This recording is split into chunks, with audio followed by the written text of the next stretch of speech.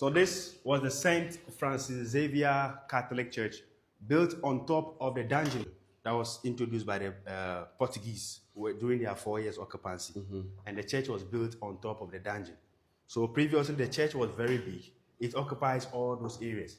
You could see the pillars of the church outside. While people were underneath crying for help, the people were here worshiping God. Yes, in Cape Coast Castle, whilst the Anglican church was going on, the slaves were in the dungeon. And they could hear their sound. The church of the propagation of the gospel. For their own gains. Trading with the local people. They're trading in gold, in gunpowder, shinap, whiskey, testers, all those. Because I don't know or understand why they were worshiping God, but they couldn't preach to these slave masters to stop what they are doing. Yes, that's the major problem now we have now. That why should they have the slave and the dungeons were built beneath the church, which doesn't speak good about the church. And also many of the plantations also belongs to the churches as well. So African and slaves happens to be those who used to work on the plantation. So religion is a very whole subject matter. I think religion take a second look at went hand in hand with slavery.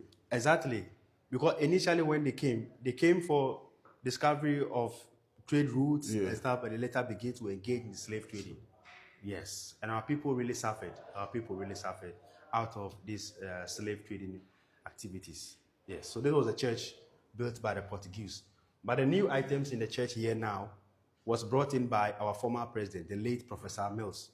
When he became the president, he was using the church as a prayer room before he died in 2012, July 24.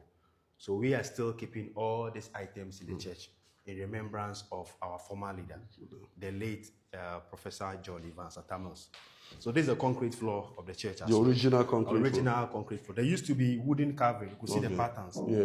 But later, after the castle was declared a museum, according to UNESCO, they need to remove everything from here so that the concrete floor original will last longer. And also could be seen by visitors. That's why we have the section of the floor being this way. So all these places were dungeons. You see, the church occupies all these places. You see this ventilation unit here. These were dungeons where the African slaves were kept. You see, all those places were ventilation. Please come to this side. All these were ventilations to dungeons. But currently, the dungeons there, the walls are falling apart. So we can't go there to have a look at that place. If not, I will take you there to see. So these were all ventilations where African slaves were also being kept here. Yes.